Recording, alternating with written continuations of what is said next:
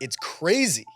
I think about this all the time. Like, what is trends? The fashion stuff is crazy. Like, Prada comes out with the new sunglasses and like, it's not marketing. If it was marketing, like the world would work very differently. If you could buy that type of power, you know, like Quibi would have worked. You know what I'm saying?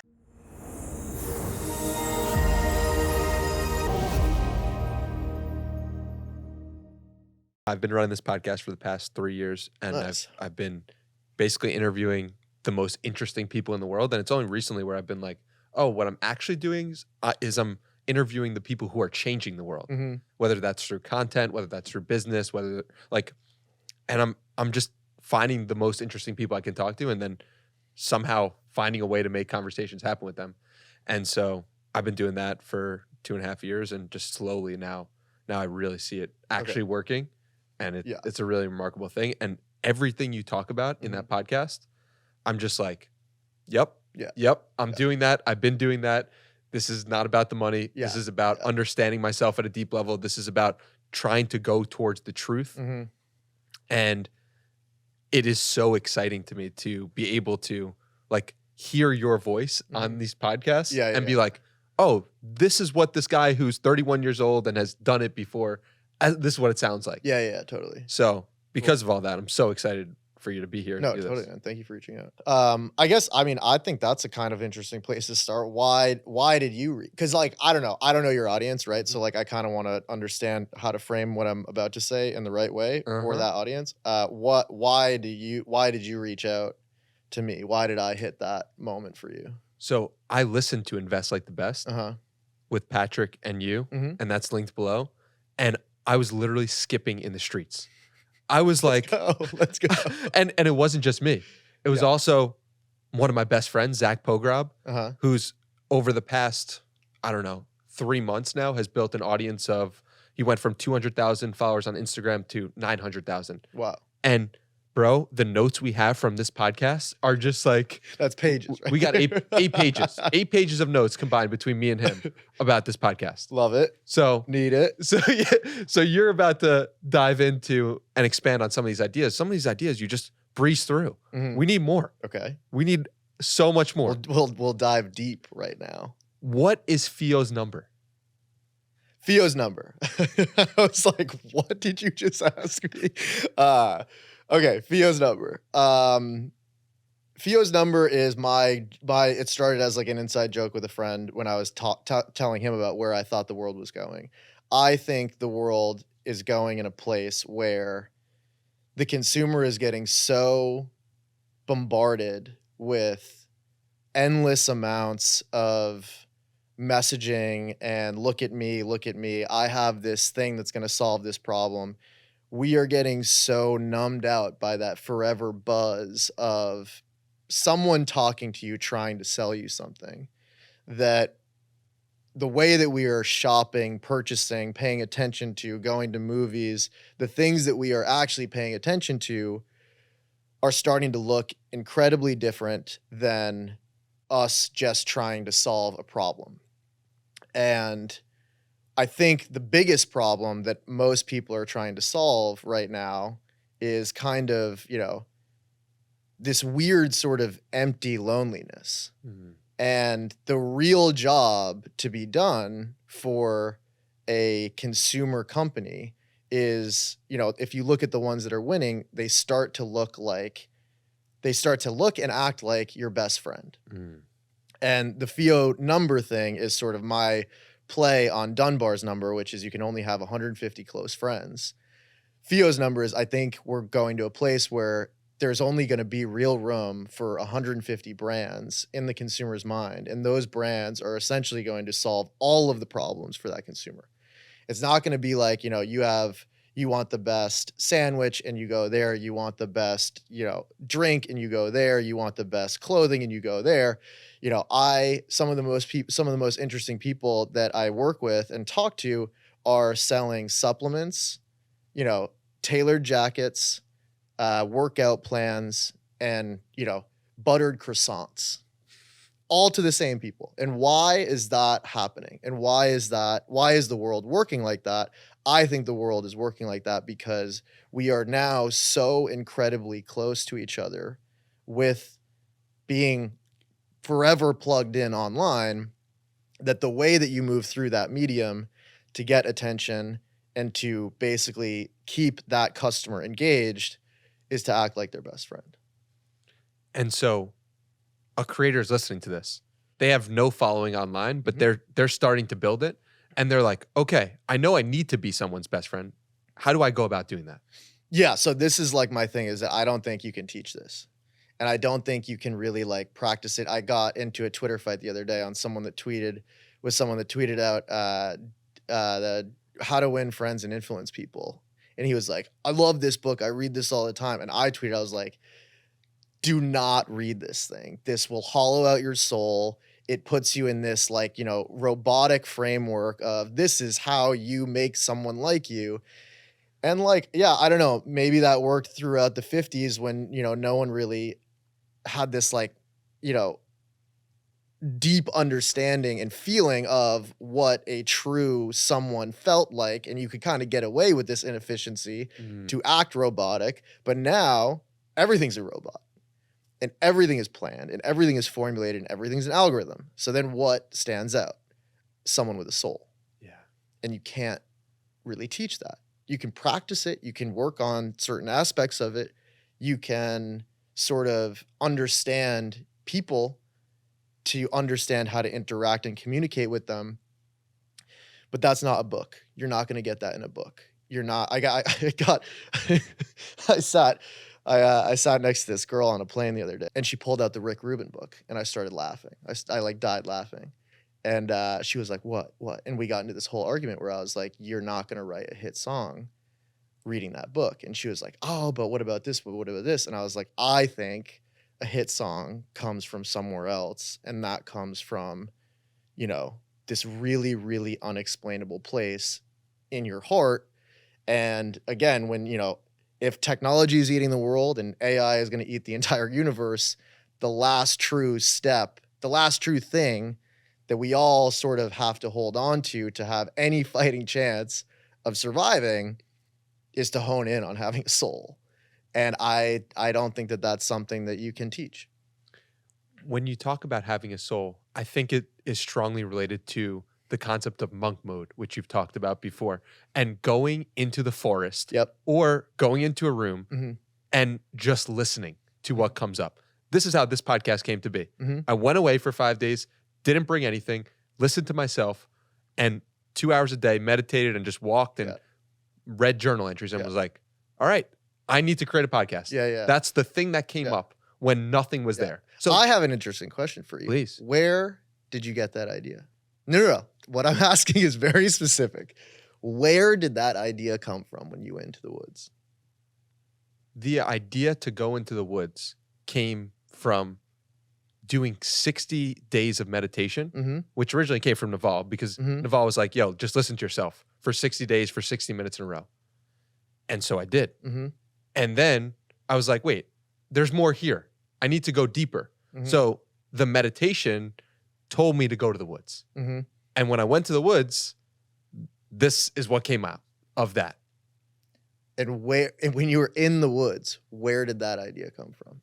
Like, I'm literally asking you to describe the moment in which you had the idea of, I need to start a podcast. I think that idea, it's also, it makes sense for the story for me to be like, it happened when I went to the woods. And that is true. It did in part. But it also happened when I was doing phone calls with people and put out on Twitter prior to this where I'm like, who wants to talk on the phone? And I have 20 amazing phone conversations with people. And I'm like, I need to record that. So is it from the woods? Kind of. That clarified the vision. But it's also from just like living life and following where the joy was sparking and following that call. Yeah, I think a really interesting question that you don't have to answer right now is like literally where did the voice come from in your head that gave you the idea? Yeah, I have no idea. Right? That's a really interesting question. You think about that, right? I think about that all the time. I try to really identify that moment, because if you try to identify exactly when that moment happened, I could tell you about these moments for me. They're very, very, like, I can tell you exactly where I was, how it felt, what that voice sounded like, what I felt after I heard it. And so, like, I'm really fascinated with this idea of where do good ideas come from, which is a very funny question, which is like, you keep sort of digging at it, and it's kind of gets to this really strange place where you're like, oh my God, like, yeah, where did that come from? Well, dude, and then it's like, I don't know. That's where you start to get into some little, some fun, woo-woo land. well, that's the thing. You said 32 years old? 31. 31. Don't give me the 32 I know. yet. People get so upset by that. I usually it was just women. No, who got everyone's upset. like, yeah, like when you turn 30, oh, it'll be great. I turned 30, I hated it. Now everything I do is expected. It's like there's nothing I can do anymore where it's not like, well, yeah, of course. Of course. That's like you're an old guy. But no, you're 31, and to me, that's young. And so you're young and you have created ideas that have changed the way humans operate multiple times. You did it once, and then you were like, well, can I do it again? Yeah. And you're scared, you're a one-hit wonder. Yeah, and then you do it again, and you're like, holy shit, I could do it again. Yeah. And so you get better, I'm sure, at studying where that voice comes from because you have more experience with it. So take me through some of those learnings. Okay. I mean, you want the stories? I can walk you through where I got the ideas. We've got a lot of time, thankfully. We got some time. That's the beauty of a podcast, baby. We're in the studio. We're getting in. Yeah. Okay. I mean, people like the gravity story, which it's funny. I've heard over the years, I get texts all the time of people like, it's like actually folklore at this point where people will text me and be like, dude, I heard you were walking through NASA and a NASA scientist told you about the weighted blanket. Is that what happened? And I'm like, I like, there's like 8 people out there that say they created it. It's like hysterical. But this is totally the story from my mouth.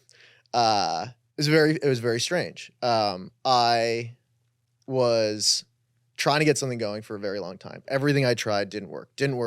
Pounded into the ground. Didn't work. Got a few offers for a job, company over here, partner over here that I didn't really like. And I just kept on being like, didn't feel right, going back to zero. Didn't feel right, I'm going to start again. Didn't feel right, I'm going to start again. Luckily, I listened to that voice and let that guide me. And that voice, playing a little trick on me, put me in the subway for a few nights. Not a lot of friends in New York at the time, not enough money for a hotel. So it was like, all right, I have an important meeting tomorrow. I have to stay here. Down to the subway we go, which wasn't that bad, by the way. It was fine. It was actually really great. So I'm sleeping on the subway, and I have my bags all on me, like here, holding them on the back, neck pillow. Literally exactly like sleeping on an airplane. If you've slept on an airplane, you've slept on the subway. But this time I had my bags on my lap. And when I woke up, I went to the meeting with a sleep scientist. I meet with this sleep scientist, and we were working on a design for a pillow. And, I had all these questions about the pillow, and then I joked about how I was really tired from sleeping on the subway, and I'm sorry if this and that. Well, I want to stop you right there. Why did you feel so confident to tell the truth to this woman about you sleeping on the subway?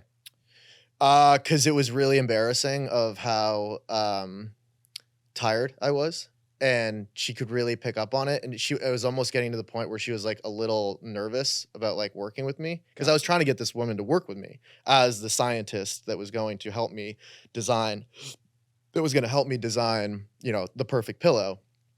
And I had to sort of save myself in a way where I was like, okay, I'm just going to tell her the truth. I'm sure she's going to, this will resonate with her. I just have to sort of like show her that like I'm not an insane person that's not capable of keeping my eyes open. I just, am tired. Well, don't you think that's crazy? That's interesting, because a lot of people in that situation would have not told the truth. Yes. And look at what telling the truth got you. Yes. are you telling me that the truth will set you free?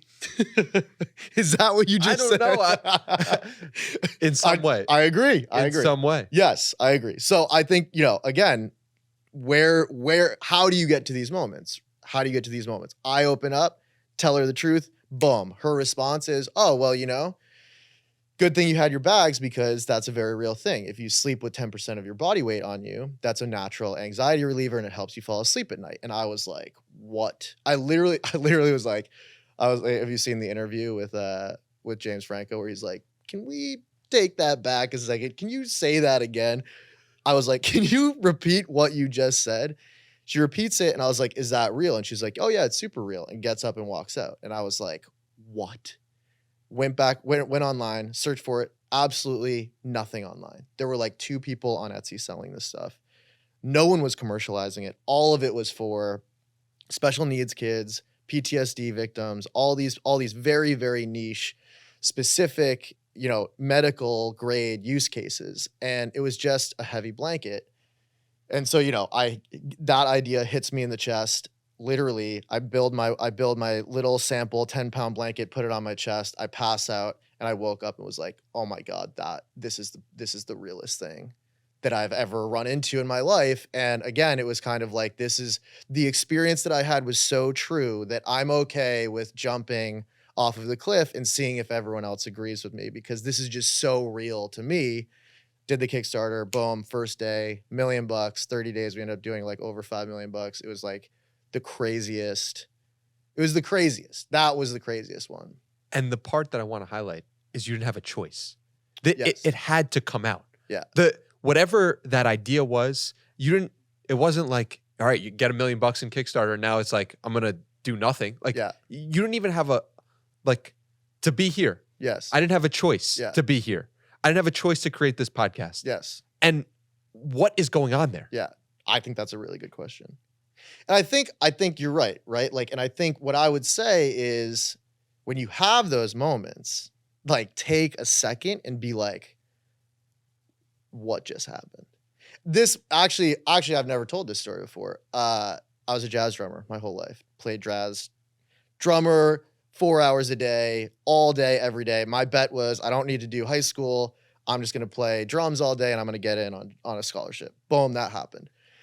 My drum teacher was this unbelievable, insane, like, sensei. Like, he was literally like the Pai Mei archetype in Kill Bill. The guy that like pulls his beard. You know what I mean? You know what I'm talking about? Yeah. Kill Bill 2, best movie ever. He was literally that. He was so mean and stern, and there was just like no squiggling around him. There was no excuses. It was like, you do the thing, and only when I did the thing right did he reward me. And I remember it was like a week out from me having to send in my jazz auditions, and I was playing Giant Steps by John Coltrane, which is an incredibly hard song, incredibly fast, and it was like one of the most challenging things I had to conquer. And I was working at it. Nope. He would look at me and be like, no. Every week we'd end the lesson with me playing along to Giant Steps. He'd be like, no, you're forcing it. Literally, like, dragging, not my tempo, that type of shit, like whiplash stuff. And the week before I went into the audition, I was like so like fed up with it, where I was like, you know what? I'm just going to play. And I played and I finished the song and he goes, stop, close your eyes. And I was like, what? I thought he was going to like slap me. And he goes, take a deep breath in and remember how this feels right now. And I was like, okay. And he goes, that is the best I've ever heard you play. The feeling that you have in your chest right now, you have to go back to that and find that every time you play. And I was like, whoa, that was some real Inception shit. And yeah, like, that moment that he sort of pointed out and made me recognize and was like, this is what greatness is. That was sort of my first touch with like, okay, when I feel that again, I'm going to follow it. And I know that sounds weird, but when I heard the weighted blanket idea, I had that same feeling, and I was like, all right, I'm going to follow it. And if I don't feel that, and if I don't see someone else have that experience in their, being when they are messing with my products, I throw it out. So you got, like, really honing in on that moment is is something to practice. And something like, I know I said it can't be taught, but you can point that out to someone and you can point that out in yourself. And if you put in enough reps, I think you'll probably get better at it. When was the last time you felt that? Definitely with Moon Pals. Without question. That was the loudest one. It was just like, boom. Literally Moon Pals. Like that was a very, very big one. Recently felt that with, I accidentally just started like an Italian soup company. This one is sick. This is a good story. Yeah. Very strange. I'm gigantic fan of, I was making women's fashion in college. I'd made women's handbags. We did like 1 or 2 ready-to-wear lines. It was pretty sick. So I've kind of always had that. And I get this box in the mail the other day. And I'm like, what is this? Like, letter to me. Like that doesn't happen anymore. You don't get letters in the mail anymore. Open up the letter. It's this like, page-long letter from a dude who I have no idea. And he's like, Mr. Fiorentino, I'm a big fan of Moon Pod. And he's like, I hear that you are a big fan of Italian tailoring. And I was like, yes. Like literally just got back from a trip to Milan, where I like spent the entire week going to factories, talking to people, picking out fabrics just for myself. I had no intention of ever like doing anything with this. I just wanted to make some of the coolest clothes that I wanted for me. And then like literally like, boom, I get back from Milan and this package is waiting for me. I read it and he's like, we must meet. And I was like, this guy's sick. I was like, he sent me a Sounds like James Bond. Literally, he sent me a silk tie. It was the nicest material I've ever felt. And I was like, there's something special about this dude. I just got to go meet him. I told my mom that I was going to go meet him. She was like, do not do that. You can't meet strangers off the internet. This guy's luring you in. I was like, nope, I'm doing it. Just got to find out. I sit down. We have like a 3-hour dinner together. This guy is a master. He's teaching me all about, if the pocket doesn't align here, your brain gets scrambled. Like he's saying all this stuff about the construction of a suit that I've never thought about and is like completely shattering my brain on how this guy has approached design, where like I was pointing out pieces around the restaurant and he was like, nope, garbage. Like, look at that seam, look at that shoulder. You don't want that. Like, pay attention to this. He's like, we got to think about the lapels, how they fold. I was like, this guy is a master. And by the end of the thing, we both just looked at each other. We were like, we got to start a label. Wow. And now we're like, maybe a month in, some of the coolest stuff I've ever made. And it came, if you told me 2 years ago I was going to be on the brink of launching an Italian bespoke menswear line, I'd be like, shut up, no way. But like, again, like I just like was like, this is crazy magic. This guy pulled a crazy move.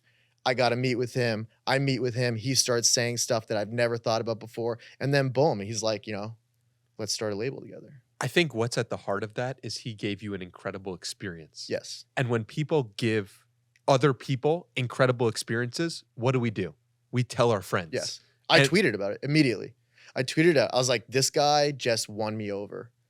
I'm going to probably spend, $30,000 on a suit with this guy just because he said, Mr. Fiorentino, I'm a big fan of Moonpod. I hear you like Italian tailoring. I was like, are you kidding?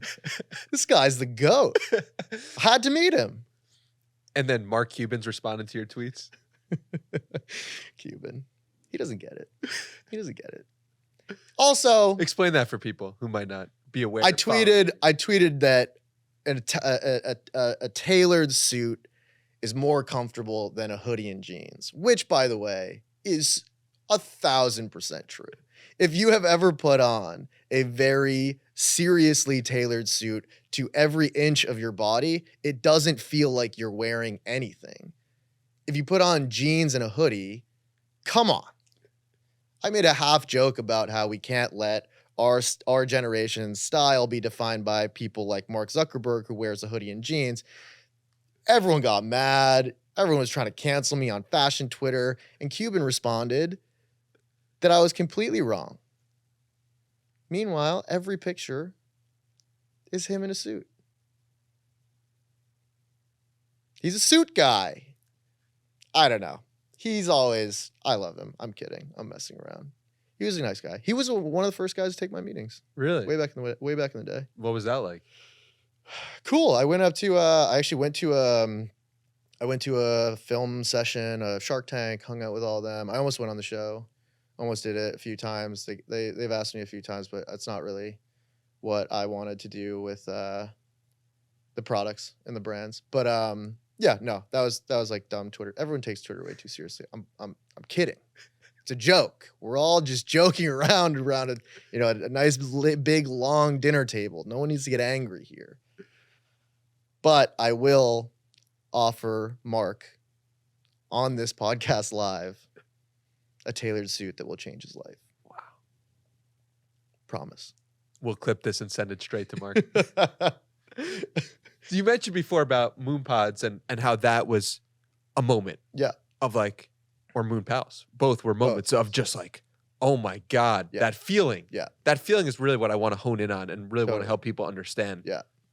Because it is magic. Mm-hmm. You could be on 0 hours of sleep. Yes. I think I'm on 3 hours of sleep right now. Yeah. We could do this all day, all night. It doesn't matter. Doesn't matter. What is that feeling for you, and could you describe it more? Because we went into it a little bit, but it's important. I mean, I think that's what's super interesting. That was the sort of the joke I was making with the girl on the plane reading the Rick Rubin book. I said, if you can explain it, it's not real magic, you know? Like, it's unexplainable. I can explain the moments leading up to it, but can I explain the feeling? Absolutely not. I've tried to a lot.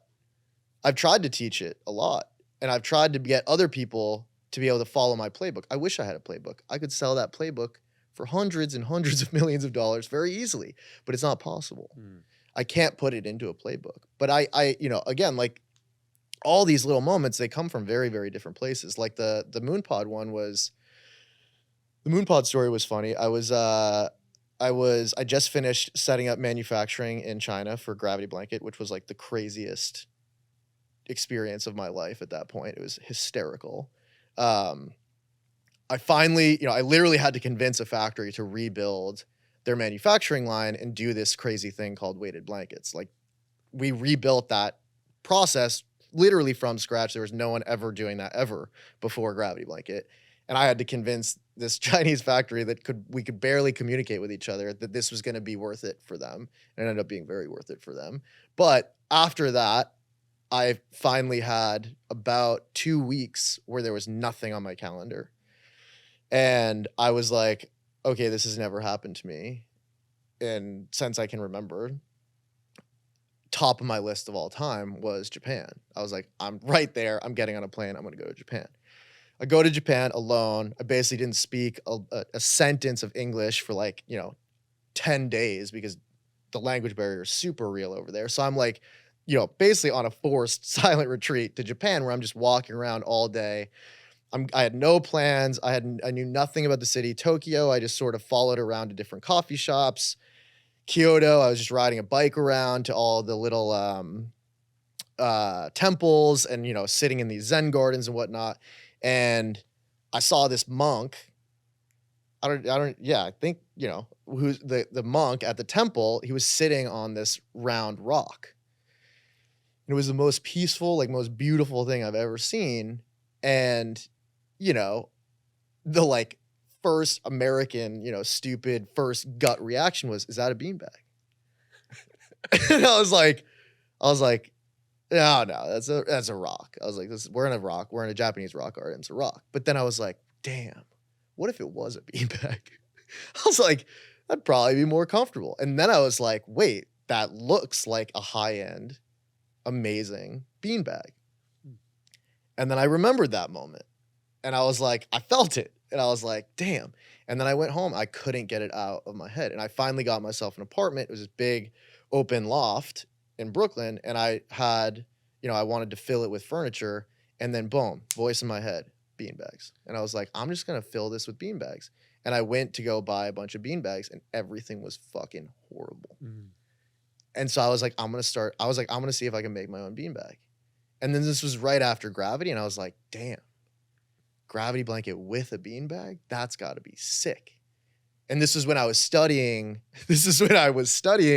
animated films to design moon pals because I had that idea earlier. And so every night I would basically make myself a new sample of a moon pod. I'd sit in it. I'd curl up with a Gravity blanket and I'd put the projector on and watch, a classic animated film. That was my life for basically a year. And then I finally got to Moon Pod where it was like I sat in it and I was like, whoa, damn, this is crazy. This is a feeling I've never felt like before. It felt very similar. Sitting down in that felt very similar to putting a blanket on me, where I had that unexplainable, like, whoa, this is different. So I put it on Kickstarter and boom, we did another couple $1,000,000.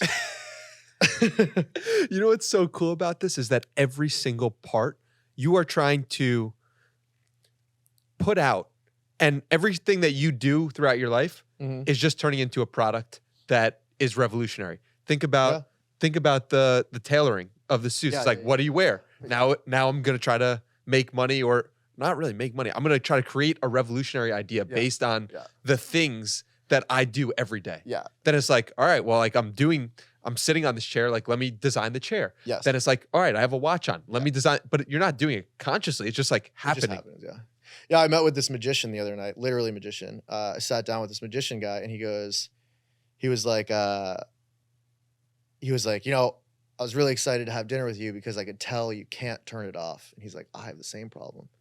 He's like, we have these things, these thoughts, and we just can't turn it off. And yeah, I mean, don't get me wrong. It's not like I'm just walking around and like a cool idea hits me and boom, I have a business. I have 75 horrible ideas every day. And knowing when to throw them out is a completely different skill. That takes a lot of practice. You talk to a lot of people that are struggling and like, well, if I just do this, the business is going to work. And it's like, I don't know, man. Have you ever thought about just going back to square one? Is this even a good idea? Like you can do all of the execution you want. You can optimize that funnel and that clickbait and change the button on this and the copy here. But is it a good idea? And, approaching things from that first principle is really, really, really, really tough. And it takes a lot of discipline, and it's not something, I haven't even mastered that. Could I have picked better ideas? I mean, obviously, right? Like I haven't launched the iPhone yet. Like there's obviously better ideas. It's like very clear that like AR is probably going to be a thing. Why aren't I in the lab building an AR glass right now? I don't know, right? Like it's like, there are levels to this for sure. It's not binary, but you can always get better at it. But if that's the case, then at the same time, a very real reality could be you just have a bad idea. What do you say when a bad idea becomes a good idea? Like what? For example, Joe Rogan starting his podcast in 2010 was a bad idea. No one really cared about it. It wasn't widespread like this works. And then all of a sudden, over the years, it becomes a really good idea, but only in hindsight. I would challenge you on why Please. that would ever be considered a bad idea, because before, I seeked out. I remember, I mean, I've never done drugs, but I remember, and I'm not kidding. You've never done drugs? Never done drugs. But when Joe Rogan was talking about DMT, like people started talking about that, and then I spent like hours looking for that, right? Like his ability to communicate to like, at my age, I was like a middle schooler about these incredibly complex subjects. He was doing them to such a degree of mastery that I needed to see that video because everyone was talking about it. Yes. So I actually think he probably had a very good idea about just talking because he clearly was very, very gifted at that. Now, the medium can change, like I don't, there's maybe a very real chance that the final form of like Moon Pals is not a stuffed animal, right? Like maybe it's something completely different. But do I know that people love the idea of Moon Pals? 100%, because I see it every single day. You give a kid the book, they light up. You give a kid the stuffed animal, they light up. They're asking questions about it, right? So that, I haven't sold $1 billion of stuffed animals yet, but the idea, and I think this is actually, I get into a lot of fights about this. I'm about to go fight someone on one of their podcasts about this topic, about ideas versus execution, which is like a funny little meme that I've ran with, because my stance is that ideas are way more important than execution, and execution can be taught, ideas can't. And good ideas are unbelievably rare and scarce, and good execution, you can find that and you can teach that. I think the definition around a good idea has to be rethought and sort of reorganized in people's brains, because, hey, let's start a podcast. That's not an idea. That's a thought. That's like, let's start a podcast about interviewing people that are changing the world. Okay. Now we're getting closer to an idea, right? I want to stop you there, because the thought was there, and then it slowly has morphed into an idea, or like slowly morphed in the direction from doing the work. Yes. So yes, I wish it was like this like lightning bolt moment where you just sort of like had it.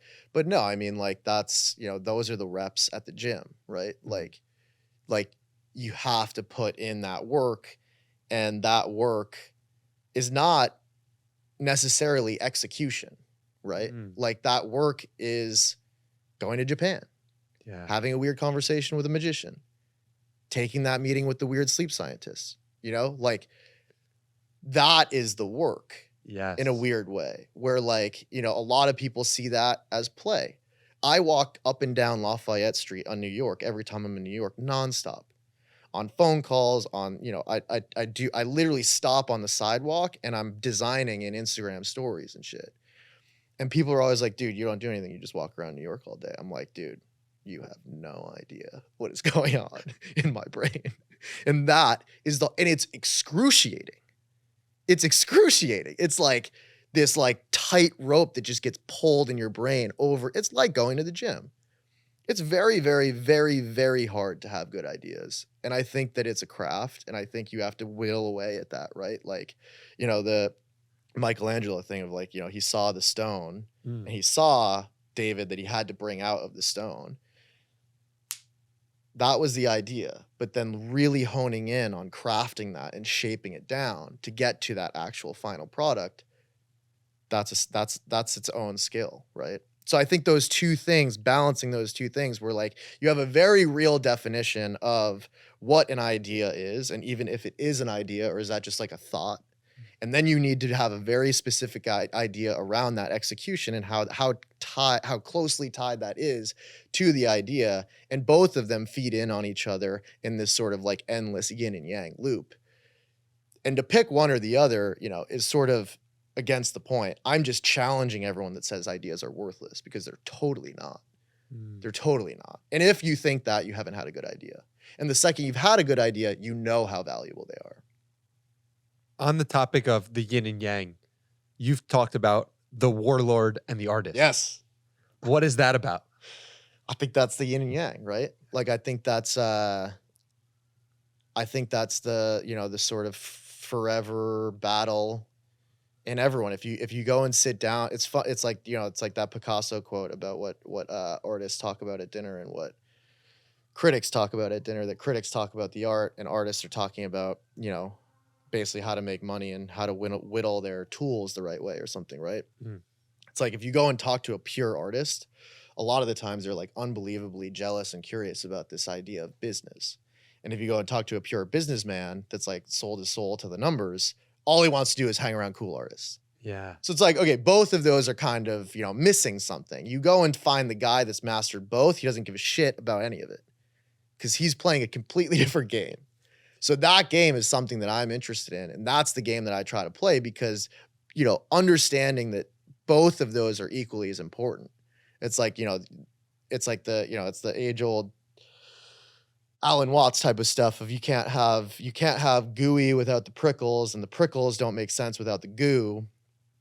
These ideas of these polar opposites actually existing sort of together at the top of the circular spectrum is something that can kind of get lost if you're trying to, hold on to this idea of like a framework or a formula or an answer, right? And so I think when you kind of throw all of that stuff out and you go back to first principle of how do I want to do this the best, that's when I think, you start to balance the warlord and the artist. Who's doing that the best? I think the people that have done that the best, everyone knows, right? It's like Steve Jobs, Disney, a lot of others. Yeah, I mean, who's doing that the best right now? I don't know. James Cameron. But I don't know. I don't know. I kind of stopped paying attention to other people at a certain point. I was like, I just want to play the game. I'm playing the game. Like I want to spend my time, in the lab. I'm grueling over these moon pal animations, and I'm like, figuring out the best way to tell that story while like giving notes to my, Italian bespoke designer about the lapels, right? Like that shit is way more interesting to me. Obviously it's really great to like look up to these masters and stuff, but I think like sort of detracts from the point of just like, I just want to hit the three. I'm just going to try to hit the three. What metrics do you use to guide your own success? There's like 70, it's kind of like that Madden board. There's so much. And that's the thing. Like, I think that's the real game is understanding how to mix all this shit together, right? Like, it's not just money, Go talk to someone that just made $1 billion. They are really, really bored. They don't know what to do. They don't know who they are. It's the people that have done these like really crazy stuff over and over and over again on a multidisciplinary angle. And so, yeah, I mean, to me, the success is kind of just, being able to create that stuff that I want to create without any other reason than I want to create it because it's the coolest thing I could create. You've said before that if you talk to people who have $1 billion and they're 70 years old, they all say the same thing. They sound exactly the same. They have their life together. What do those people say? Because I've never spoken to a billionaire. You should. You should introduce me. Yeah, you should go interview some of those dudes. I would love to. Yeah, they're really who are those dudes? The good ones no one knows about. Exactly. And they have people making sure that you don't know about them. And it takes me a long time to convince them to meet with me. But yeah, dude, I would totally go talk to those guys. They don't talk about, the business stuff. They don't really talk about. What do they talk about? Family. So how does it resonate with you that you are, and many people are trying to spend so much time to change the world, but at the end of the day, the billionaires who have everything, the only thing they care about is their family? Is that a paradox? I think it's a paradox. I don't know if I'm worried about changing the world. I don't really know if that's even possible. But don't you think you've already done that in a sense? When we say change the world, that's a very broad term. And there's so many images that could come to mind. But creating a product, taking something from your head and bringing it into the world is changing it in some very real sense. Totally. So you have changed the world. Yeah, or there's another way to look at that I kind of just found a truth in the world that already exists, and that just maybe solidified the world a little bit more, right?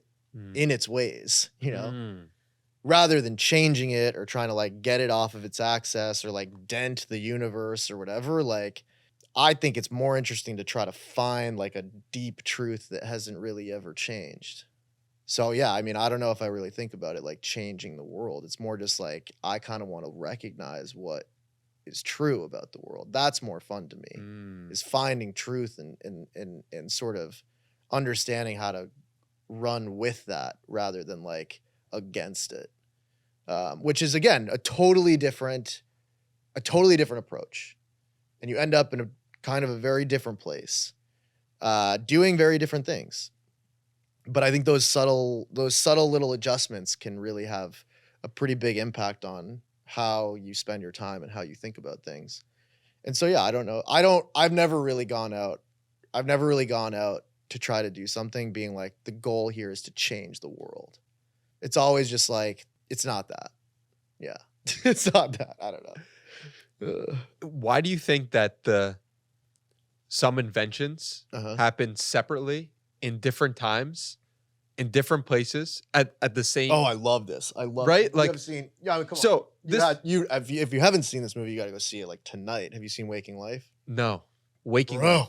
So just to set the context, because I didn't explain that correctly, it's like multiple have discovered Yes. the same thing Yes.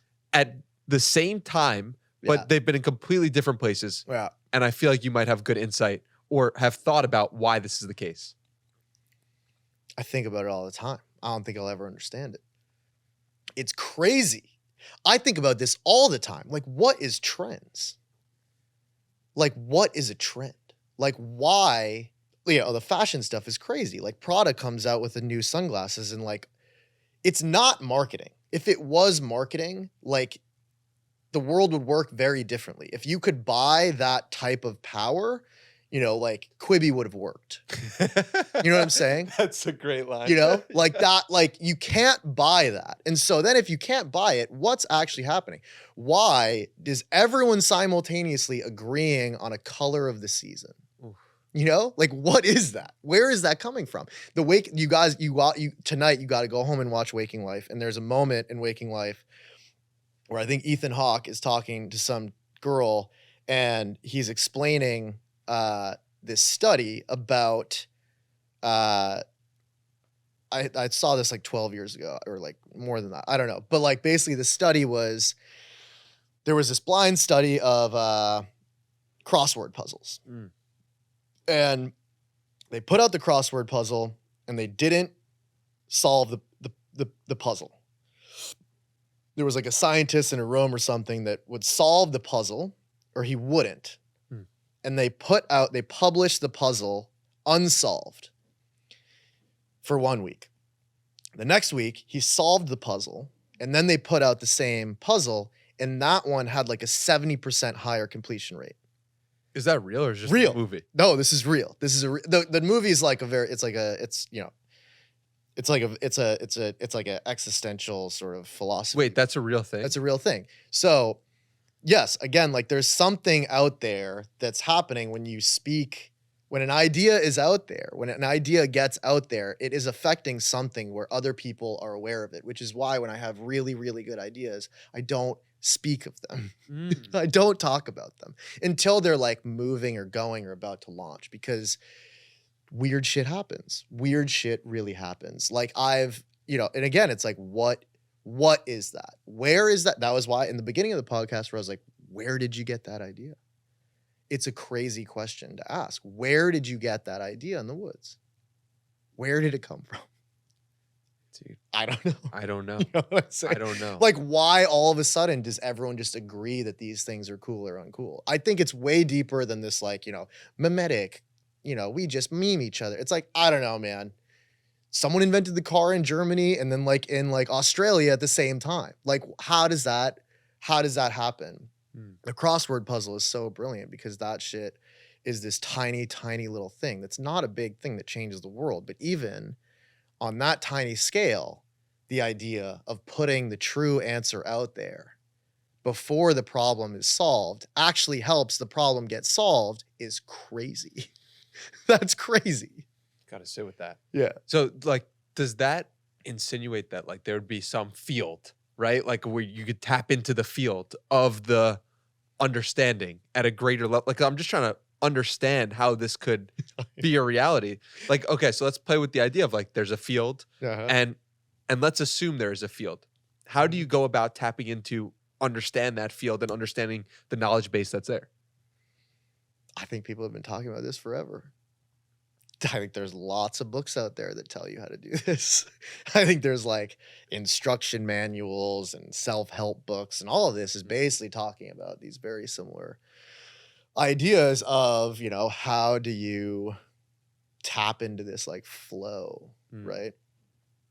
And yeah, I mean, if I could explain or understand what it is you're tapping into, that'd be pretty cool, but I don't think I'll ever be able to. Why have we removed the Bible from some parts of our society and put in self-help books instead? That's a good question.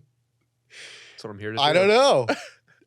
I ask that question a lot. It's like, I'll like be talking to someone and it's like, oh, this and that, like, and they're just like, they, they're like, oh, I don't believe in God. Silly man in the sky, but I definitely believe in the universe. I'm like, dude, like, I'm not okay. religious. I'm spiritual. Yeah, it's like, all right, so you just didn't like the word. You just wanted to like a rebrand. I guess that's cool. If the rebrand helps, I think it's probably a little bit more confusing. I think a lot of these old words that we've sort of been taught to hate have some pretty crazy real power for good. And yeah, I think we're kind of going to this weird place where we're trying to, understand what is our, new definition of real and true. Is it science? John, is it science? Science is a great story.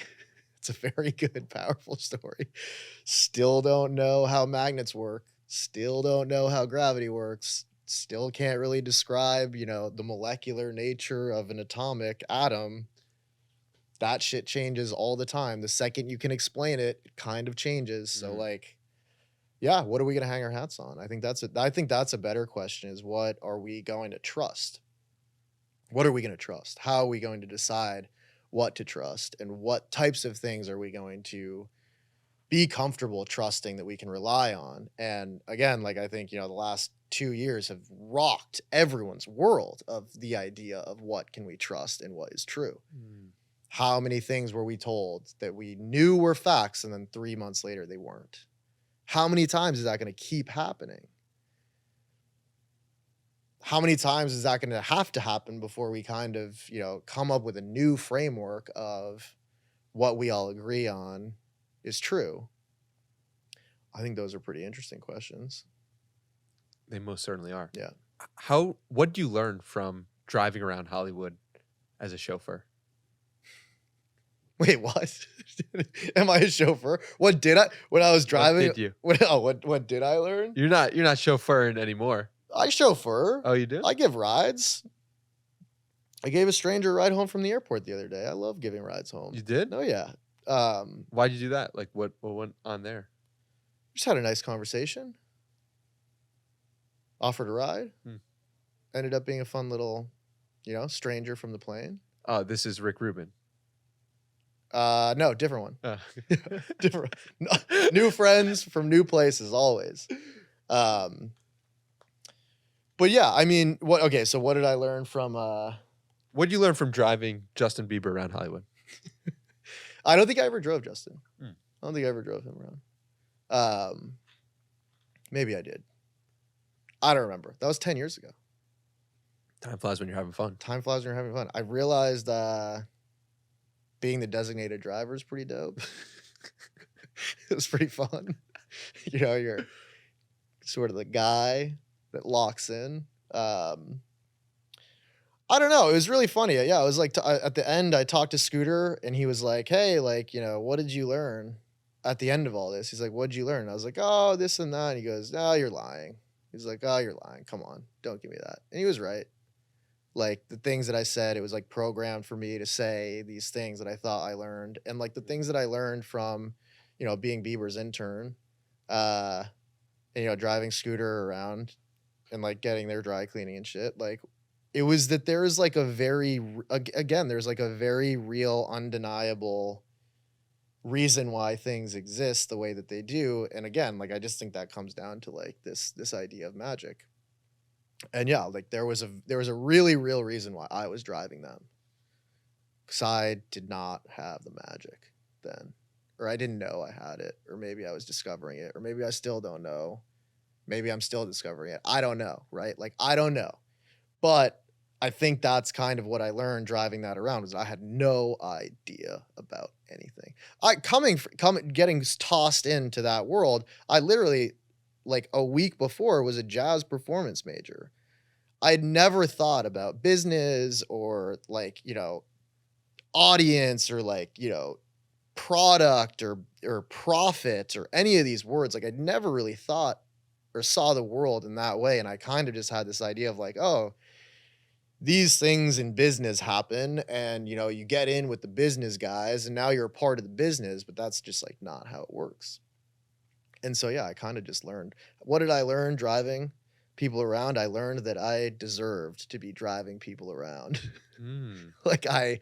That was the only thing that I was useful for at that moment. I didn't know anything other than how to drive people around, and that was a super humbling experience that kind of knocked me back to square one where I could rebuild from the ground, which ended up being super valuable. Well, did you learn to listen, or you were listening in that moment to what was going on, how it was going on, and that Justin could create something that you couldn't. Yeah. And then, which is also super humbling because I was older than him. I was older than him. And probably studied music for longer. Yeah. Yeah, exactly. Oh, I went through I was every Saturday I went to conservatory and my teachers were world-renowned musicians. And like I should have been the music maker. If there was a way to teach these things. If there was a system that you can go through to pop out the other end, the winner, I should have been that, but instead I was driving them around. And so, yeah, I wasn't the musician. I wasn't the guy that was making the music. I was the driver and I did everything right to be the musician and no one cared because I wasn't able to make What Do You Mean? I couldn't make that hit, but he could. So he gets it, right? It doesn't, all of these things, again, I executed perfectly. I executed unbelievably well where I have a, certified document that says I am the expert of execution of jazz drumming. No one in jazz history will ever know that I even picked up a drumstick. So it's like, what's it worth? Having the idea of how to be, a perfect world-class drummer, having that sort of, spirit inside of you is far more valuable than going through a process. And yeah, that was super humbling. What I recently realized is we go from the ages of 5 to 22 and we spend very little of that time listening to ourselves.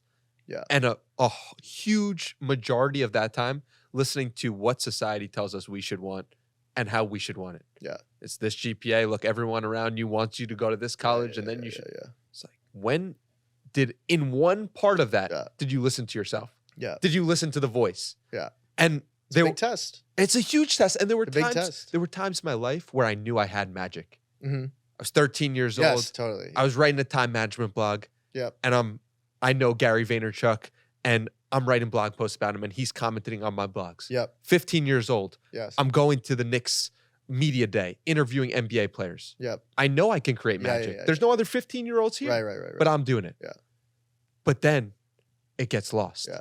It gets changed in some way. No, Why? You should go to college. No, you should be a normal kid. Okay, here's a better question. Yes. Where did that idea come from? What did that voice sound like? Bro. Bro. The difference there. You can hear a tone. You can hear a difference in the tone of where that idea came from. Yeah, well, that idea came from my parents, but but that's not even the right answer because where did that idea come exactly? from? Yeah, exactly. And that is like an interview I need to do for them. Like, where does that idea? You should do the interview for them. Yeah, do that. That will be the craziest moment of your life. Yeah. Uh-huh. But why am I scared or why am I resistant to do that? Yeah. Oh, now you're asking the very good questions. This is a good question. Why are you scared to have a very simple conversation with your parents? Because all of their scripts will get flipped, potentially. Exactly. And that is, Why are you scared of that? well, that's a very difficult realization when we're looking at the world from two different places. Difficult for who? Difficult for me, obviously. Why? And them as well. Which one's scarier? Well, losing a relationship with your, and I wouldn't lose a relationship with your parents, but But with my why? parents. Why do you feel that way? It's just been so predominant. From where? Where did that come from? These. You don't have to answer this. No. I won't put you on the spot. No, I want to go to that place. But these are very good questions. And when you answer them and you have the courage to answer them, your entire life will change. Your entire life will change. You're asking the right questions and you have the courage to follow them. And I would deeply encourage you to keep being courageous enough to follow them, because you will look back and you will have this undeniable, it will be undeniable to you that the place that you're at now is better than the place that you were. And you won't know how to explain that. And you won't know how to quantify it. And you won't know how to explain it to someone else other than just go and do it. Just go and try it. Yeah. And I promise you, if you try that, you're going to look back from a better place. What were the situations or the scripts that people in your life that you had to flip? Because the way you live and the things you talk about in this conversation are not the way most people do. Mm-hmm.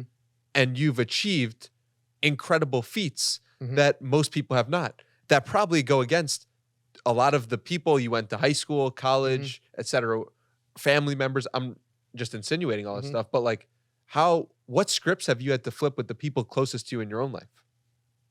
Almost every single one of them. And how did that go? And how did you tackle that effectively? It's tough, man. That's tough. But that's I think that's, that's the conversations. Those are the conversations that need to happen. And it's like, it's doing that and going through that with like a smile on your face. You don't have to be pissed. You don't have to fight them. You don't have to be violent about it. You don't have to, you can just, again, like Twitter, like I'm having a fucking blast on Twitter because I'm just disagreeing with everyone with a big smile. I'm just like, dude, why are you so mad? This is so funny. We're just talking. It's like I just opened up a restaurant and club in New York. Everyone should go. Jeans, New York. How do you spell that? Jeans, like jeans. Oh. J-E-A. I'm so dyslexic. Jeans. J-E-A-N-S. Yes. Jesus Christ. No, you're good. One of the reasons why we called it Jeans was because that was my nickname in high school. People would call me that when I would dress nice, and I would like come in with like, and I at a point of view about something. They'd be like, oh my God, here's, it's not John's not here, Gene's here. And yeah, one of the reasons why there's like 7 reasons why we named it Jeans, but one of them, which like again stuck, I was like, yo, that was my nickname in high school that everyone would call me to make fun of me. They're like, dude, yes, we're calling the club Jeans. That is hysterical. And again, it's like, that's a funny. How do you handle someone telling you you're wrong 24/7? Open a restaurant and name it after them. It's just like have a good time, laugh about it, joke about it. It's really funny, like It's hysterical talk. This was a really fun one with the astrology candles. Like when I would talk about that, people would be like, "Dude, what are you? You're this is so dumb." And I was like, "No, dude, I promise you, this product is gonna help people and it's gonna work." And it did. It's just like I just like laugh. It's just really funny. When I dropped out of college to go work for Justin Bieber, which at the time was his track was Baby. I was like, yeah, I'm out. I'm going to go join Bieber's team. Everyone was like, what?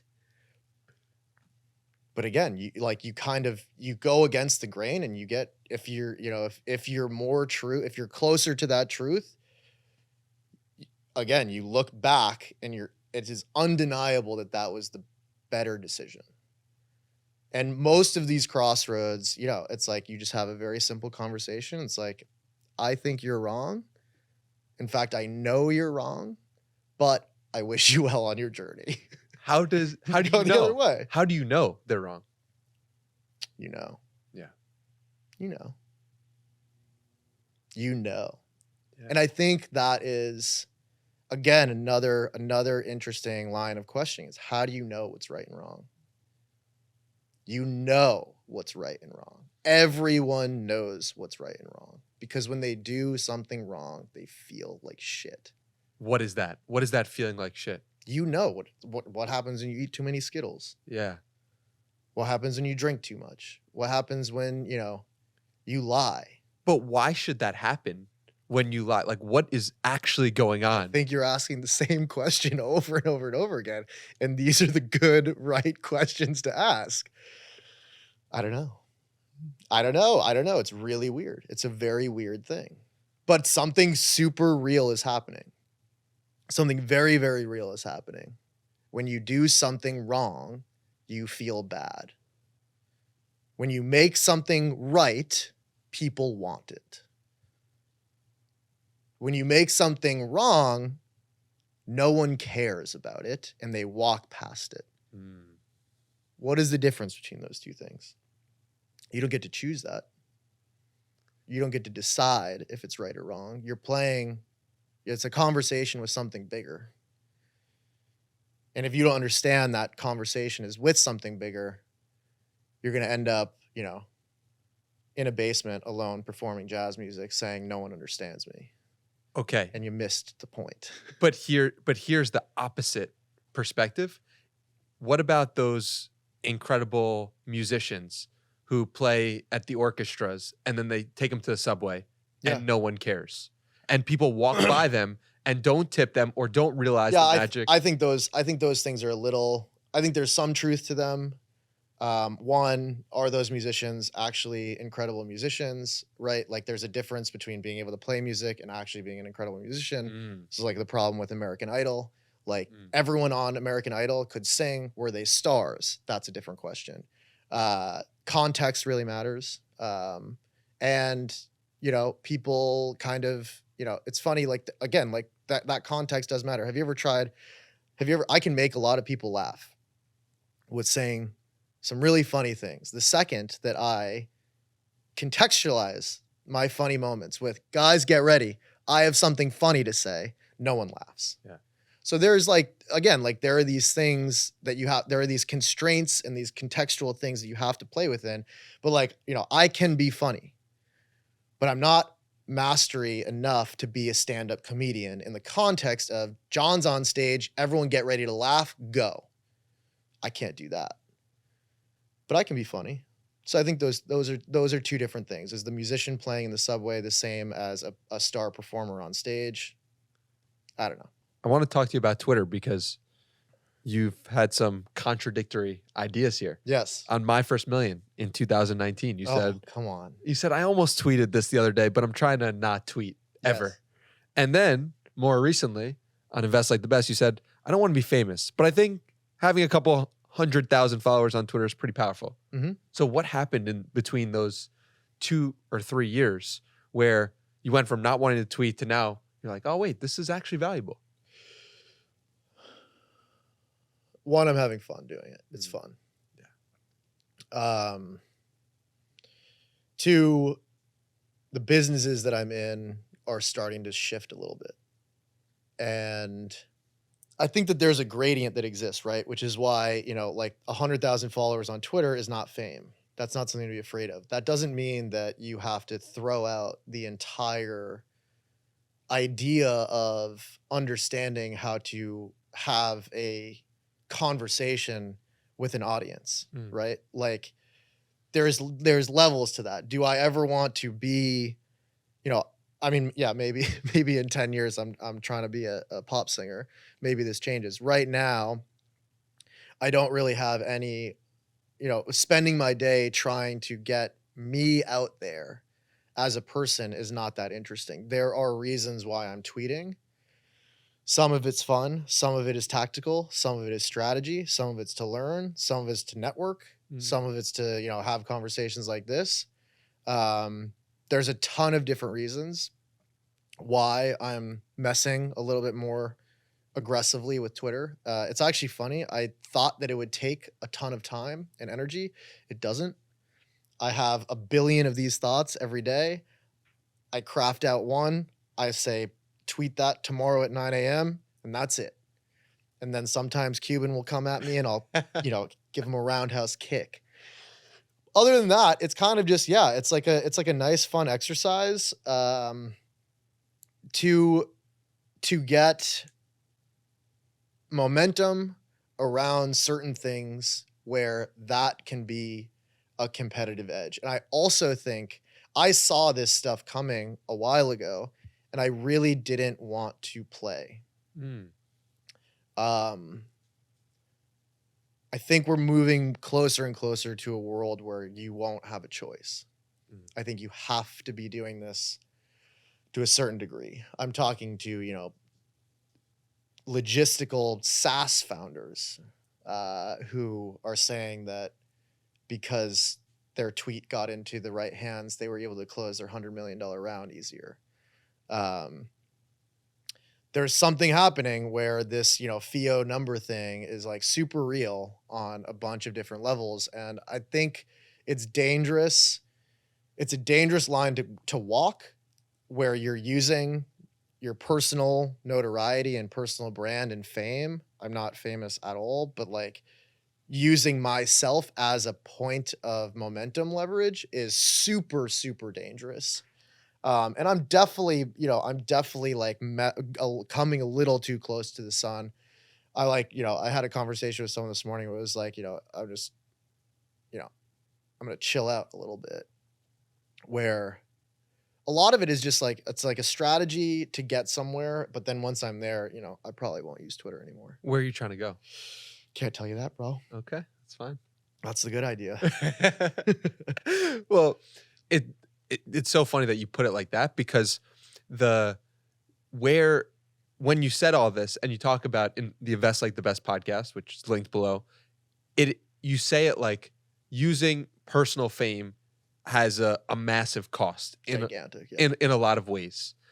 And it's like you're trying to do that in a small way with Twitter. But then, like, let's say you get to 100,000 followers, and then it's like, well, why not 1 million? Then you're at 1 million, and it's like, why not 10? Totally. I think it's a drug. It's a hardcore drug. So I've never done drugs, but I have tweeted. That's okay. Bar. Yeah, I think, have you ever seen the Shep Gordon documentary? No.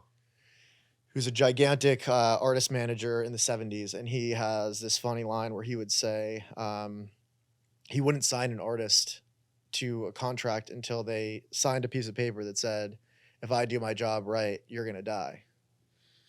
And, I think poking at that idea of fame is incredibly, incredibly powerful and incredibly intoxicating. You got to know what you're signing up to play with if you're going to play this game.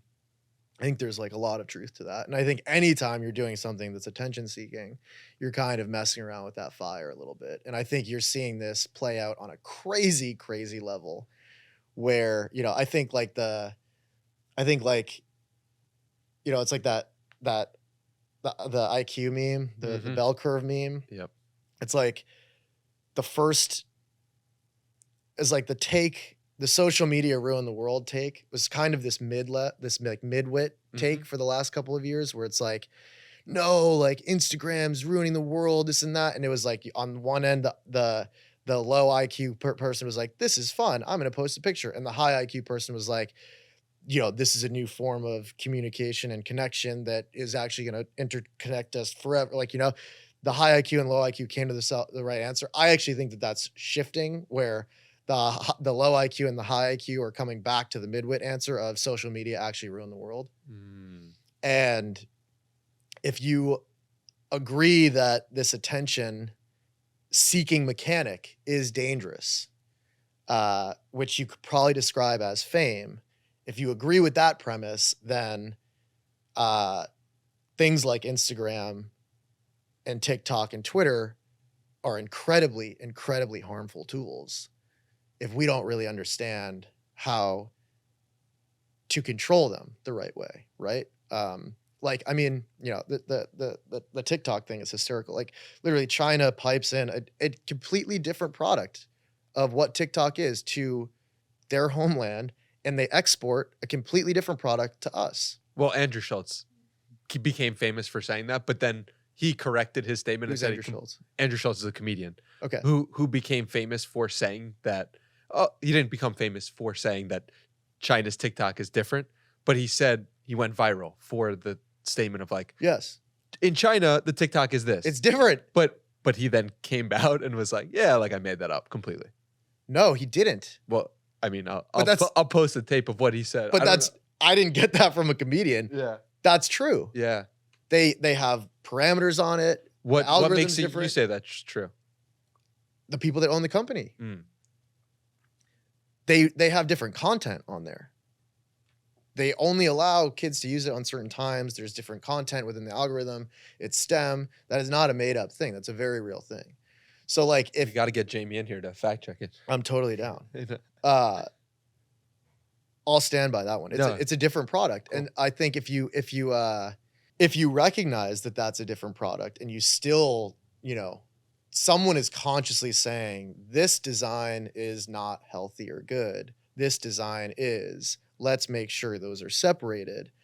It's getting really hard to kind of defend the side of social media is just sort of this thing that you can engage with or not engage with. And if you don't want to walk away, you can't really walk away anymore. You have to. And if you don't, you're forgotten about. And not only are you forgotten about, you can't compete. You have to compete. And that competition is going to be like, the defining factor of whether you eat or not. So I think that's a very, very scary global competition that we're going towards that you can't really get away from if you want to build a consumer business. So that's kind of why I'm tweeting a little bit more. We got a little peek behind the curtain. Yeah. Why is Hinge so bad? I don't know. I'm not on it. Oh, dating app. My dating app. Dating apps. You had posted a video about there were billboards of dating apps, and this is absolutely awful. I mean, I won't go too far down that rabbit hole, but I just don't. Again, it's like it kind of puts. It's exactly what I was talking about in the beginning. It puts this sort of made up algorithm process on top of something that is supposed to be defined by a soul connection. That, in my mind, can it work? Yes. Does it work for a lot of people? Sure. Is it really the societal fabric that we should now be leaning on towards finding our lifelong partner? I don't think so. I think that that's like a very dangerous game to play with something that's incredibly, incredibly intimate and the biggest decision that you'll ever make. I don't really want to optimize that. I don't think an algorithm can serve me that. And I think if it can, it's game over anyways. Like the day that we get there, humanity's done. I don't know, and I tend to think that we're never going to get to that point.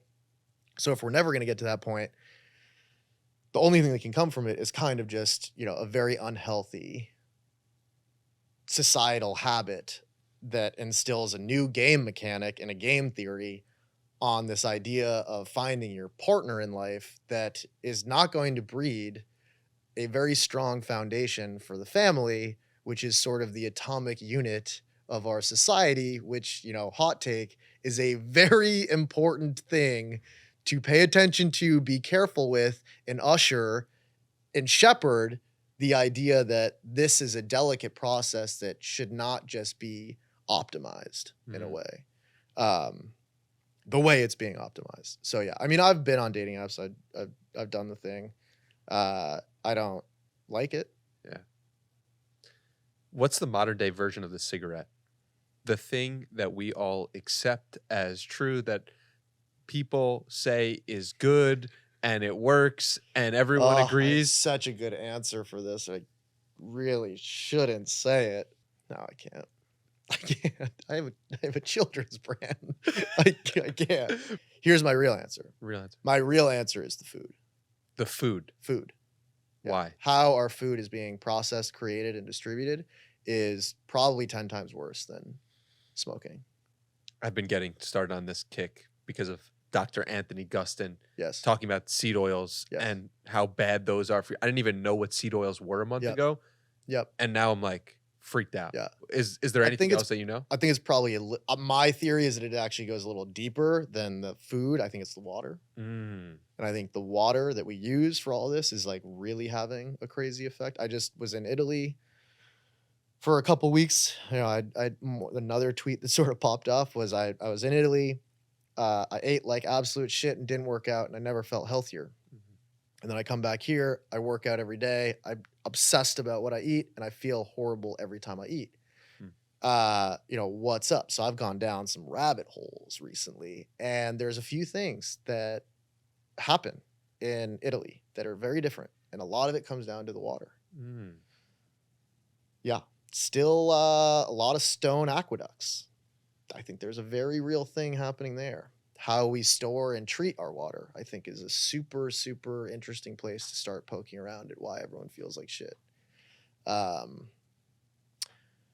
Probably saying a lot of things that might get me killed in some areas, so I'll tread carefully. But yeah, I think the water is a really interesting place to start looking. Definitely looking at that kind of thing. Like I've been looking. I talked to the guy that started Essentia Water a while ago because I was thinking about water and that. You know, I love water. I love water. He went through this. He has a crazy founding story where he went through this crazy process where he went through 9 years of electric shock therapy on the water to try to change the molecular structure of the water. Because he had this theory that if you could change the molecular structure of the water, it actually interacts with your entire body differently and it will be healthier for you. And your brain will actually know that molecular structure is something that it wants. And he was right. So he got Essentia to a place where 9 times out of 10 in a blind taste test, the consumer was actually subconsciously going back to Essentia if they tried it more than twice. Something, again, don't quote me on this, but it's something like this, where like basically he figured out that if you get someone to try Essentia, something happens in their body where they subconsciously just want it again and they go back to it. So if he could get you to buy it twice, he thought he had you for life. And he credits that all to basically, you know, changing the molecular structure of the water through his shock therapy that took like years and years and years of testing to get. That conversation kind of changed my life. And I was like, oh my God, there's totally something crazy happening in water that we have no idea about. I tweeted this the other day about the periodic table being fake. Oh, tell me more. I don't know. It just seems too simple and like too like cookie cutter. Again, like it's such a digestible explanation for some of this stuff. Like, you know, what if water isn't a chemical compound? What if it's something else? That's interesting.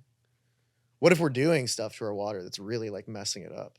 What if like the atomic, you know, this sort of unit of life is something a little bit more delicate than just, you know, a chemical compound? Things to consider. There's a deep part of you that is, I think what has made you so successful is that you're willing to question everything. Oh yeah. How do you know when questioning everything goes too far? Is there ever too far for questioning everything? Totally. I think you can totally question everything too far. The past couple of years have really, you know, tested the waters of what too far is, because everything that was too far and conspiratorial for the past couple of years ended up being pretty true. So I think that line moves and shifts. I think it's definitely a healthy idea to question everything. I think that, you know, you can't really get around the fact that we don't live in a vacuum and we have to interact with each other. And, you know, there is a sort of consensus that we have to agree on, even if it might not be entirely true, like 2 + 2 = 4. You know, you could go down some string theory rabbit hole or quantum mechanics type of thing where it's like, well, you know, does 2 + 2, the multiverse, this and that. It might be better just to agree that 2 + 2 = 4 for the sake of us functioning as two human beings. So like, I'm down for this dance to find that truth, but I got suspended, or I got sent to the office in 2nd grade for I wouldn't let the teacher go past the math lesson without her explaining exactly what 2 was. That makes sense. I was like, what's 2? It makes sense for you to keep asking what it is. Totally. Why? And she couldn't explain it. And I was like, well, then how are we going to do anything else? You can't explain what 2 is. And she was like, "Now you're just messing with me." I'm like, "I promise you I'm not. I really just want you to explain what is 2 so that in my brain, I can move forward and figure out, multiplication." And she just couldn't do it. I think I was being completely genuine. I remember what it felt like asking my 2nd grade teacher that. I do think that there's moments where you should probably concede a little bit for the benefit of, congruency in the group. What were moments in your own life where you questioned everything and it led to poor outcomes for you? I mean, millions of times, right? Like, Yeah. think about how much better my life could have been, right? In so many different areas, right? Like, I mean, like in I was in Bitcoin at like 2013, 2012. Yep. I remember being in the circle at MIT of the dudes and the founding members of Ethereum talking about them launching this thing called Ethereum. I was like, I get it. I'm down. I can't really contribute from a building perspective. And I spent, literally years of my life calling every rich person that I knew, being like, buy this thing, I was dead broke. I couldn't do it. But, if I didn't question that and I kind of believed in myself a little bit more, you know, maybe I could have been in that circle, Maybe that circle is better, maybe it's not. I think you can play that game forever, and it definitely makes me go insane when I think about it. It's like, shit, if I just, started a coin instead of a blanket, maybe I'd be a multi-billionaire. But you don't want that. Exactly. And I knew that back then, right? Like, I knew that back then where I made the conscious choice of, okay, I know if I go down this route, I could potentially earn hundreds of millions of dollars. If not Hundreds of billions. Yeah, I guess. I know a dude who me and him were sitting in the thing. He convinced a rich friend to do it. They made $12 billion. And I was like, God damn it. That's, I sold blankets. Even though that's not your goal or intention to. But I met up with that Yeah. kid years later, and he was like, dude, Moonpot and Gravity Blanket changed my life, bro. He was like, what you do is so cool. And I was like, damn, like, I'm sitting here being like, dude, you did the path. You took the right path. And he's sitting there looking at me being like, dude, you're on the right path. Yeah. I think that's like the grass is always greener. And again, like, I don't hold a grudge against myself for questioning things too much and having it lead to a negative outcome, because I constantly will have moments of, I know exactly what's going on right now. And I know that I don't know all of these other things. And because I don't know all of these other things, I'm going to be okay with making this decision to go in this direction.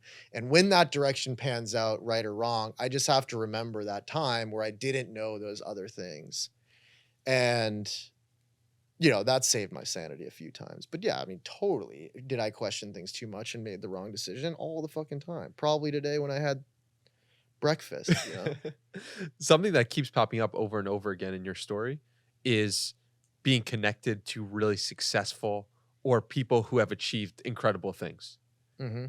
What advice can you give people to surround themselves with the best and the brightest and the most successful people in the world? Don't try to connect with them.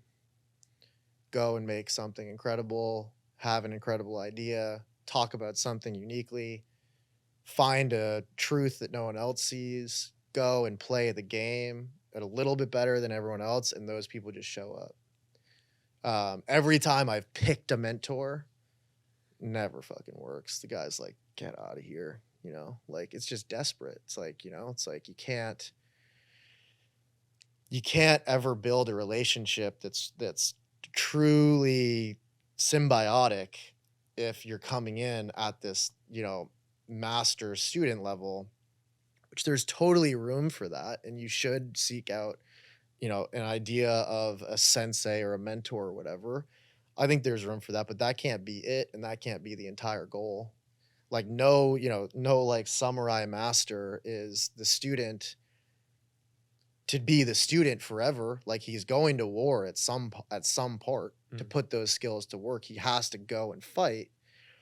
And just don't forget that's actually what it's about. Like, the mentor thing, like, these dudes are all just dudes. Mm-hmm.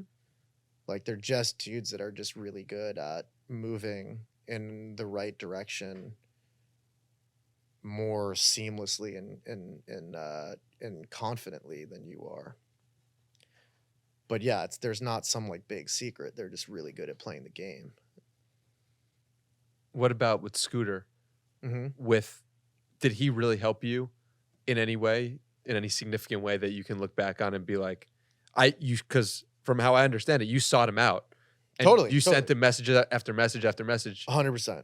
And so how does that relate to the advice that you just gave? It relates perfectly.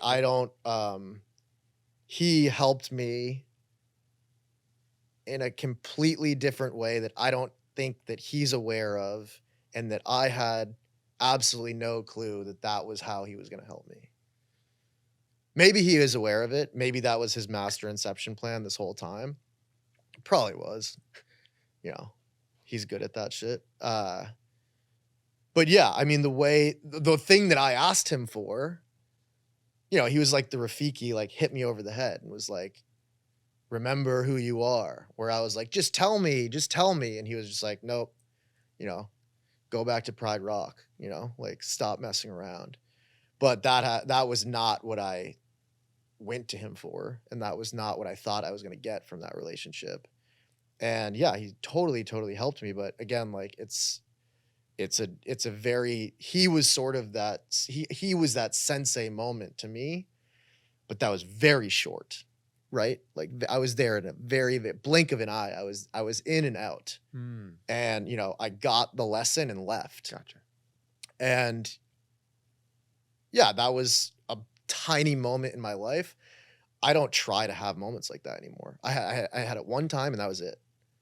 Is there any part of you now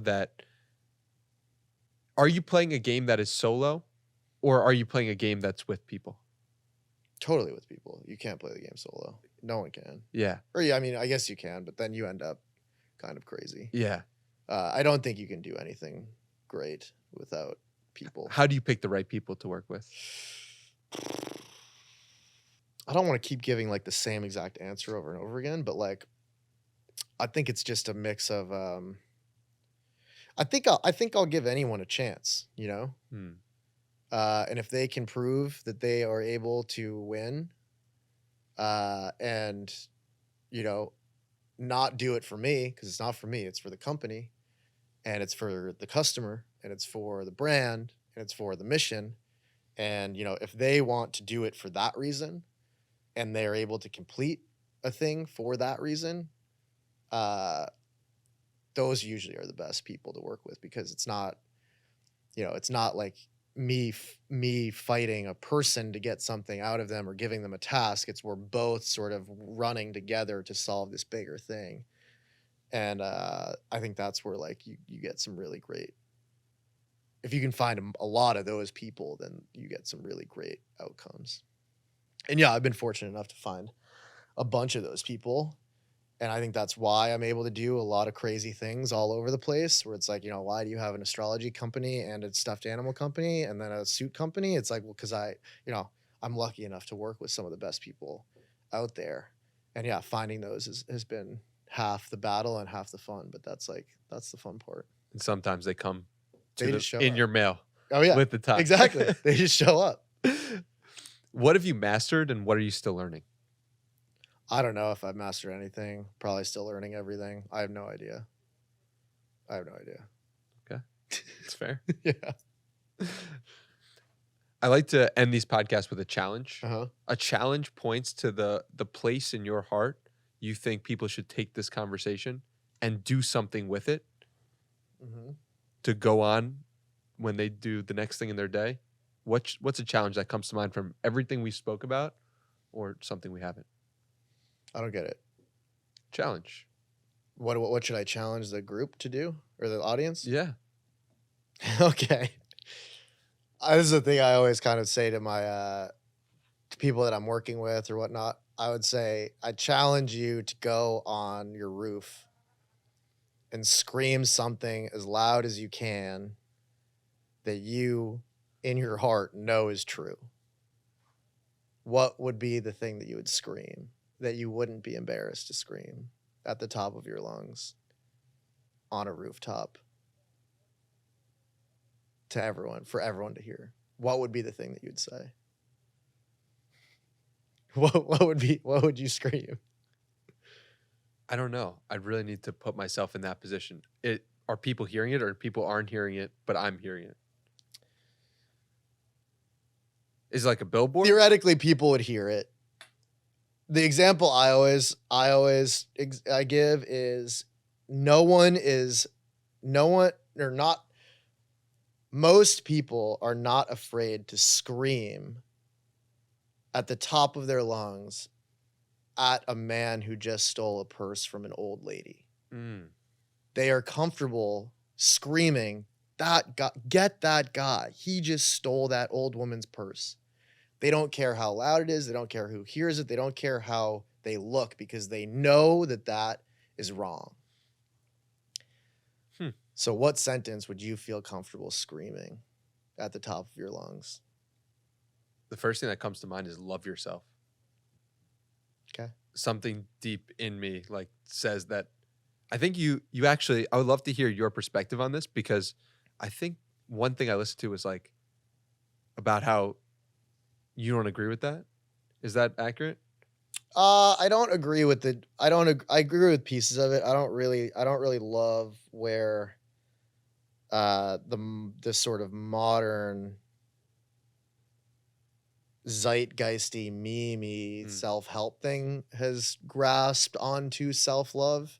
I think it's kind of missing the point a little bit. And I think that there's probably, again, it's similar to like searching for older successful people that can be your mentor. There's like a certain point where like you've kind of searched, you've like gotten all the fucking help that you can get. So just go and do the thing. I think that's like similar with this idea of like self-love. It's like, how many trips do you have to go on to find yourself? Like it's like, oh, I'm going to do this because I'm going to practice self-love and do this and that. It's like, I get that in spirit, and I get that there's a place for that, but it's like, okay, what are we really doing here? What are we really trying to do here? Is the self-love practice to go and do something bigger, or are you just going to love yourself forever? And a lot of people get stuck in the self-love loop forever, and they end up, waking up at 45, being in that loop, being like, well, I don't feel good anymore. I have to go love myself more. Because the things that are serving me aren't serving me anymore. And this isn't, the situation I'm in no longer serves my self-love. I think that's where you sort of take it a little too far, where it starts to get a little dangerous. Interesting. Yeah, I mean, I haven't seen it played out to that extreme. For me, what happened was I wrote I love myself every day for probably like, I don't know, 90 days straight. And at the end of it, I was just like, I noticed the script in my head wasn't something negative. It was just the script was like, all right, I could do this. And I could attack any challenge that was coming my way. So I don't know. I haven't had that experience, but it's interesting that like you can extrapolate it further out to that extreme. What would you scream from the rooftop? Moon pals. What do moon pals represent to you? I don't know, a million things. But like, was that tongue in cheek or was that serious? Both. Yeah. What part of it is serious? Like, what does moon pals actually represent from a serious place? Love. Love. So conquering of fear, comfort. Do you think that's like what we're actually all seeking here? Totally. Yeah. That's like a very deep part of the human experience, for sure. It's super powerful. Well, John, I'm so grateful for your presence here today. Dude, thank you. This was nice. Nice little lineup. Yeah. LA at the same time. This doesn't happen. This is crazy. This was coincidence for everyone that I haven't been able to do the podcast yet. This is a coincidence, and big fan. Love what you're doing. Thank you, man. Yeah. I appreciate it. This was phenomenal. Lived up to the expectations and then some. So excited to put this out into the world, and I'm so grateful for you. John H. Fio or just John Fio on Twitter? I've changed my name a bunch, but John Fio. John Fio. John H. Fio on Twitter. That's what I'm trying to say. I'm trying to help you out here. At John H. Fio. Yeah, John H. Fio. Twitter, get me at Fio, please. Thank you. He's a big design guy. He's looking for that aesthetic, but appreciate you so much. Thank you for being here. Cool, man. Thank you for having me. Dope.